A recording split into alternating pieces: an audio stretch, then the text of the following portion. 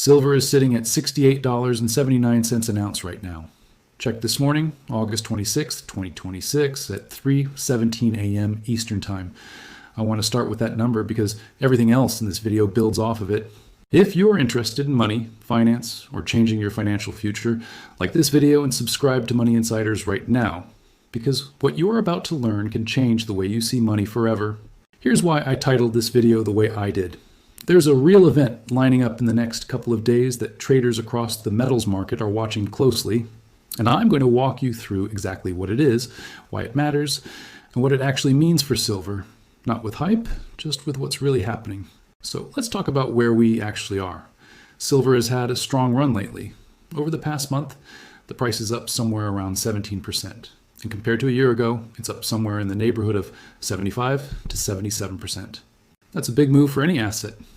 Just last week, silver touched a 2-month high near $70 an ounce before pulling back to where we are now, holding in the high 60s. Why is it doing this? A few things are stacked on top of each other right now.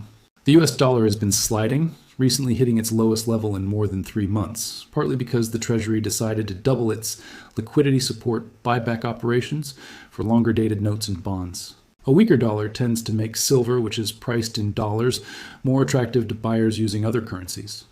On top of that, oil prices have been easing for a few sessions in a row, which takes some pressure off inflation worries, and that tends to support precious metals too. Now here's the event I mentioned at the start. Markets are watching for the next U.S. inflation report, the one that tracks personal consumption expenditures, which is the Federal Reserve's preferred way of measuring inflation. And later this week, Fed Chair Kevin Warsh is scheduled to speak at the Jackson Hole Economic Policy Symposium in Wyoming, an annual gathering where central bankers from around the world talk about where the economy is headed. This isn't some secret. It's on the calendar. Anyone can look it up, and it happens pretty much every August. But it matters a lot for silver and gold because the Fed's interest rate decisions directly affect how attractive it is to hold metal instead of cash. When interest rates are expected to fall, or when a Fed chair sounds like they're leaning that way, gold and silver tend to get more attractive because they don't pay interest and lower rates make that a smaller trade-off. When a Fed chair sounds more cautious about cutting, the opposite can happen. So that's really what tomorrow could change everything is about in this video. It's not a conspiracy. It's not some hidden mechanism.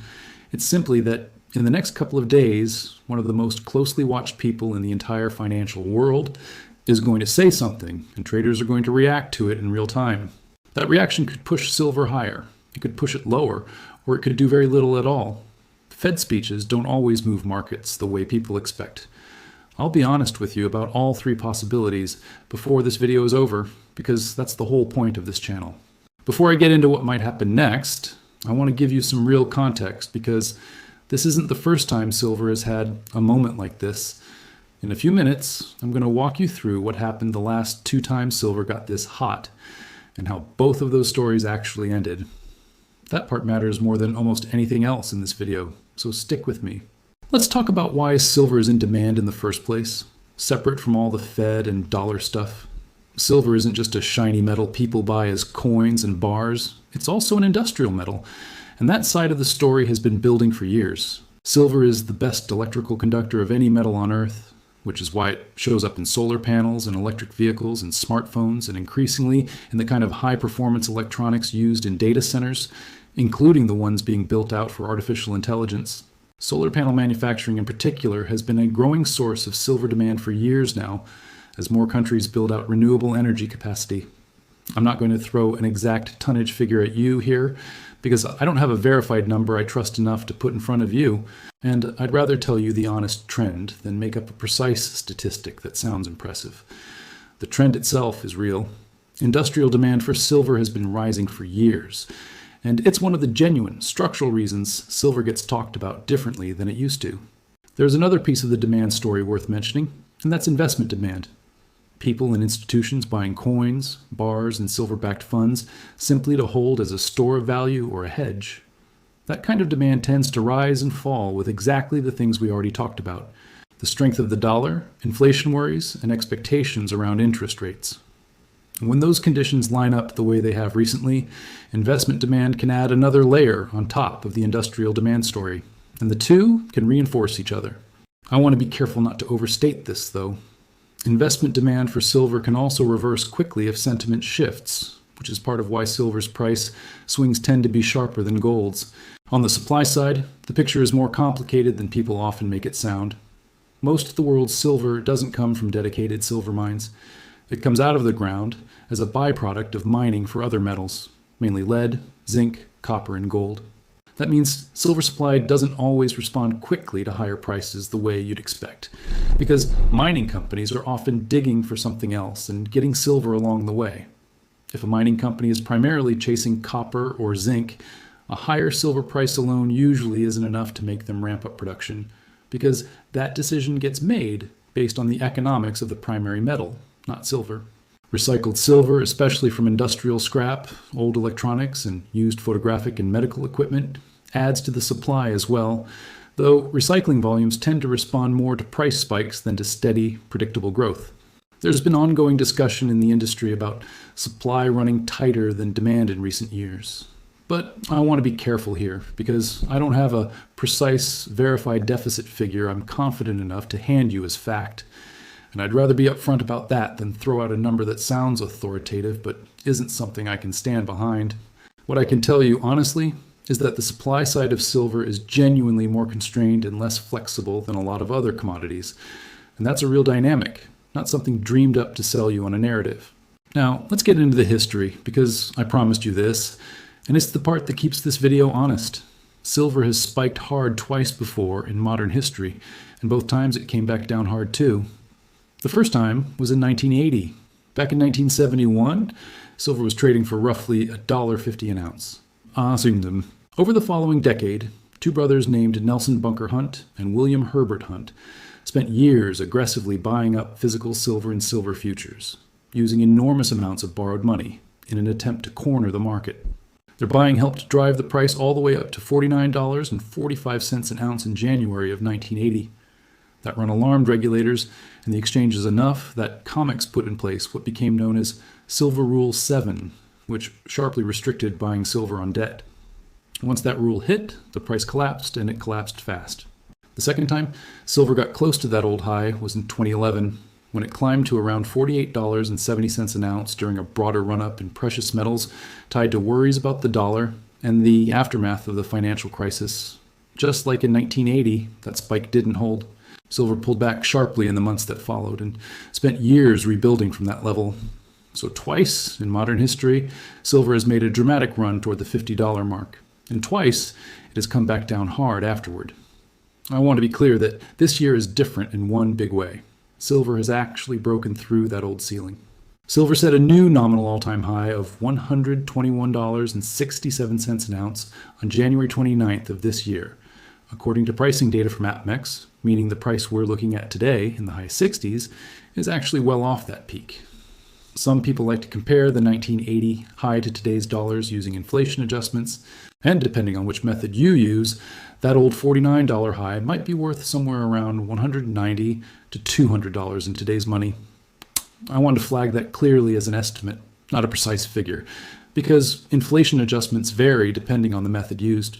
It's worth sitting with those two stories for a second, because they're genuinely different from each other, even though the price levels look similar. The 1980 spike was driven largely by two individuals trying to deliberately corner a market using enormous leverage, and it ended because regulators stepped in and changed the rules of the game. The 2011 spike was driven more by broad macro fear in the aftermath of the financial crisis, as investors piled into precious metals looking for safety, and it unwound as that fear gradually eased and interest rates moved. Two very different causes, and yet a strikingly similar outcome both times. A sharp run-up, followed by a long, painful pullback that tested the patience of anyone who bought near the top. That's not a reason to avoid silver. It's a reason to go in with realistic expectations about how volatile this market can be once it gets moving. So here's how I'd sum up that history honestly. Twice before, silver spiked hard, everyone got excited, and then it came back down significantly. This year, silver actually broke the old nominal record and has already pulled back a long way from that new high too. I'm not telling you that means the same thing is about to happen again, because nobody can honestly promise you that. What I am telling you is that this pattern of dramatic spikes followed by real pullbacks is baked into silver's history, And it's worth remembering anytime someone tells you a market has permanently changed and the old rules don't apply anymore. Now, let's talk honestly about both sides of where things stand. The real risks and the real opportunities.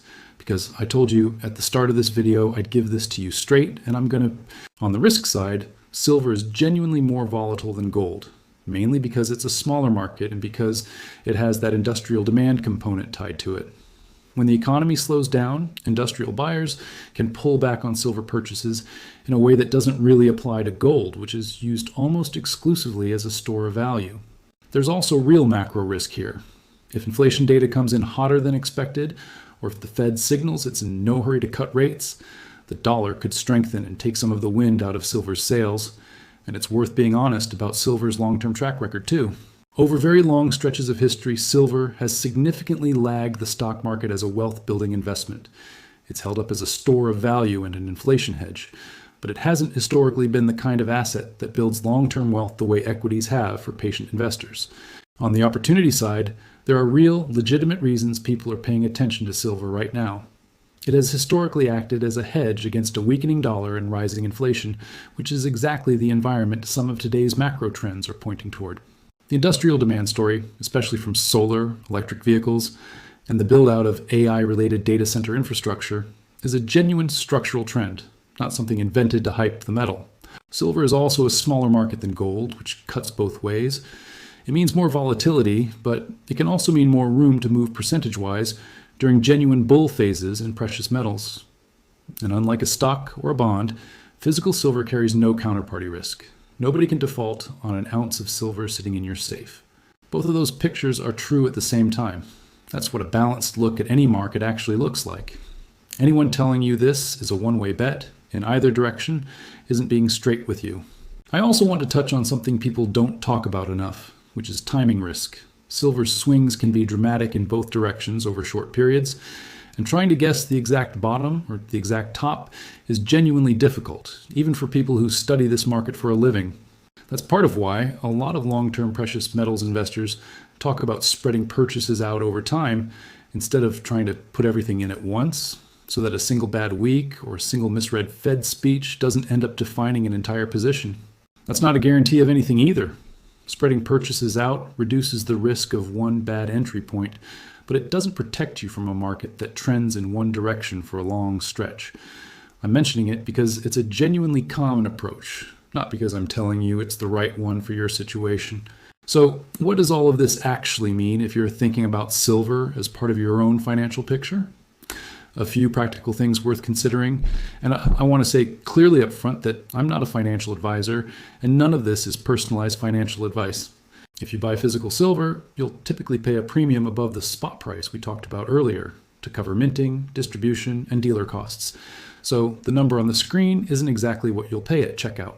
Some investors prefer exchange-traded funds that track silver prices instead of holding physical metal, which trades more like a stock and skips the storage question, though it comes with its own trade-offs around fees and how directly it tracks the metal. Others look at mining company stocks, which can offer more upside in a strong silver market, but also carry business risk that has nothing to do with the price of silver itself, like a company's management, debt, or problem at a specific mine. Whatever path someone chooses, position sizing matters. Precious metals are usually discussed as one piece of a diversified portfolio, not the whole thing. And silver in particular carries real price risk, as everything I just walked you through should make clear. It's also worth thinking about what role you actually want silver to play. Some people are holding it as a long-term store of value they don't plan to touch for years, and short-term swings around a Fed speech genuinely don't matter much to that kind of holder. Other people are trading it more actively and trying to catch moves like the one we might see this week, which is a completely different risk profile and requires a different level of attention and a different tolerance for being wrong. Neither approach is right or wrong on its own. They're just different goals, and it's worth being honest with yourself about which one you're actually pursuing before you put money into it. As for what happens after this week's Fed speech and inflation data, I want to be honest that I don't know, and anyone who tells you they know for certain is telling you something they can't actually back up. What I can tell you is what to watch for. If the inflation data comes in cooler than expected and Fed Chair Warsh's tone leans toward future rate cuts, that combination has historically been supportive for gold and silver. If the data runs hotter or the tone is more cautious about cutting rates, that could put some pressure on the dollar's recent weakness reversing, which historically hasn't been kind to silver in the short term. Either way, one speech and one data release are single data points in a much longer story, not some kind of final verdict on where silver goes from here. I started this video with a number, $68.79 an ounce, and I want to end close to where I started. Silver has had a genuinely strong run this year. It's sitting well below the record high it set back in January, and it's heading into a stretch of a few days with real potential for volatility, tied to real verifiable events on the economic calendar. That's the honest version of this story. No hidden hands, no secret meetings, no mainstream conspiracy, just markets doing what markets do when they're waiting on information that actually matters. If you learned something new today, make sure to subscribe to Money Insiders and like this video. More powerful financial truths are coming next. This video is AI generated.